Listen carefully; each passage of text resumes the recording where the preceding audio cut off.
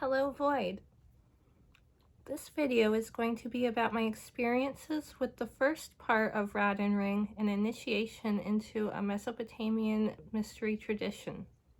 It feels like so long ago since I first picked up the book and began my initiatory journey.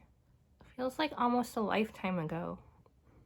I started this journey not really completely knowing what I was getting myself into or how long this journey would last.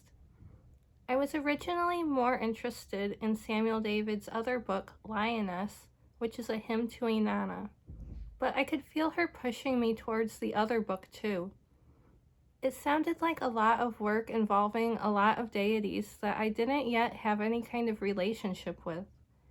I wasn't really sure if I wanted to go that deep into polytheism yet, but I was curious and I trusted her.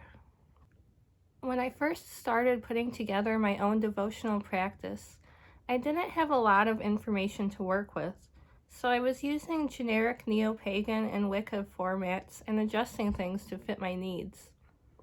The main adjustment I made was to only worship my goddess Inanna and not a god, too. Dumuzi is cool, and I've since developed a relationship with him too, but it didn't really feel right to me personally to elevate him to the same importance as Inanna just because some random books said that I should have a goddess and a god. Plus, I didn't really care about the whole male-female duality thing that seems to be the foundation of a lot of neo-pagan practices. And besides, Inanna is generally regarded as having male and female aspects anyway. So anyway, I think Inanna was pushing me to become a proper polytheist because understanding the entire pantheon would help me to better understand her and her place within it. I filled my old journal and started a new one with my notes on the first Rod and Ring ritual. As I said in my video for part 2, be sure to keep a journal if you are going to take on this initiatory journey. It's a good idea to keep a journal anyway if you are doing any kind of spiritual work. The first section of this initiation is essentially an introduction to the powers of heaven, earth, and the underworld. This part of the journey will take you 3 months. The first month of threshold is the rite of earth, in which you will be introduced to the powers of the earth. These rituals are based on the flood myth. First, you'll conflate yourself with Atrahasis, the hero of the flood myth. Then you'll present yourself to the 7 deities of the earth and give offerings. You'll spend the 7 days following petitioning the gods of the earth for their favor. The second month rituals are derived from the Sumerian poem, The Death of Ur-Namma and His Descent to the Underworld.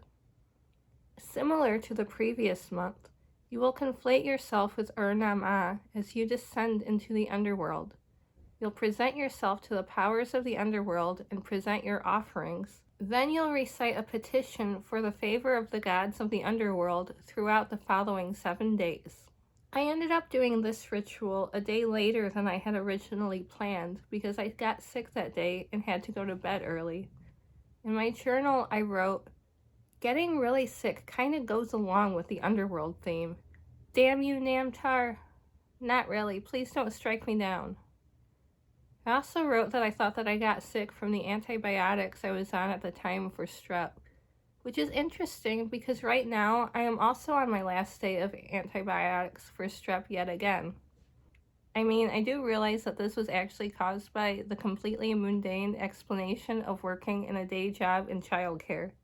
The third set of rituals are derived from the myth of Adapa, a supernaturally gifted priest of Eridu who is said to have ascended to heaven in the myths. As with the previous 2 months, you will begin by conflating yourself with Adapa, and then you will present yourself to the gods of heaven and give offerings. You'll petition them for their favor for the next 7 days, just as you did with the previous 2 months. This was my favorite part of Threshold since it included Inanna. This 3-month introductory period of Rod and Ring is really meant to help you get to know the gods in part before moving on to the rest of the initiation where you get to know them more fully.